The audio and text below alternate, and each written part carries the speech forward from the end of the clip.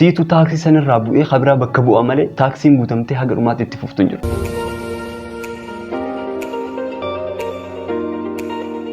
So waan eegaluu feetu tokko har'a boru iftaan osoo jettu torbaan ji'aa fi even waggaa dabarsitee jirta. Of course qofaa miti. Garuu waa'ee yeroo keetii yaaddoytee ni beekta. Ati har'arra kaleessa dargaggeessa turte. Kana jechuun kaleessarra ati har'a dulloomaadha jechuudha. Dhiifama. Sababni sa'aatii 24 jireenya keetirraa hir'istee jirta. Kana jechuun anaaf siitu barutti beellama qabu jira malee sa'aatiin barutti beellama nu qabbee jirtu. Waan haga ammaa dalaguuf yaadu jirtu kan dalagin kana waggaa har'aa yookaan san dura ta'uu mala hayaaduu eegalte. Garuu osoo deemtuu har'a geessee jira. Warri viidiyoo kana daawwatu jirtan fakkeenyaaf warri dhiiraa mee yoomirraa kaaseeti hajimni eegalle jettanii yaaduu eegturtan. Jes gabaabsi waggaa har'aa dura yookaan waggaa har'aa godhi. Waggaa har'aa san ka eegaltoo dootee haga har'aatti waggaa tokkicha kana keessatti jijjiirama qaama keetira fiduu barbaadu san yoo xiqqaate parsantii 70 ol ni fidda. Waggaan takka salphaa miti. Kana kaasuun ka barbaachiseef ammas beellamaan waggaa haaraa biraa ammas akka hin gubneef. Haga wanti hundinaaf guutamu jettee hayaaddu yoo ta'e kun dogoggora. Erga dhalattee kaasee wanti guutuu ta'e itti siifuuf hin jiru. Har'a waggaa kan harkatte boru yookaan iftaan halammadaa harkachuu dandeessa. Yeroo halammataa harkatte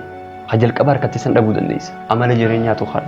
Jireenya akka taaksii magaalaa keessatti salphisi ilaali. Yeroo taaksii seente namoonni si wajjin taaksii san keessa jiran keessa bakka itti bu'ee ni bu'a. Bakka namni sun itti bu'e immoo kabiraatu seena. Siitu taaksii sanirraa bu'ee kabiraa bakka bu'a malee taaksiin guutamtee haga dhumaatti itti fuftu hin jiru. Obboleessoo beellama qabuu dhiisi. Mee waan beellama qabduuf san yaali maaltu uumama? Irra hedduun keenya itti fufuu osoo hin taane yaaluma san sodaanna. Maybe bu'aa daftee arguu dhabuu dandeessa. Bu'aan waan sanii turuu danda'a.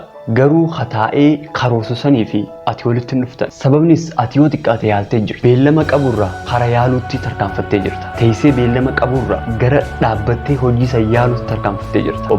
Obboleessoo yeroo kee beellamaan ifte. Yeroon kee dhumnaan namni beellama kee achisiif dheereessu hin galatu.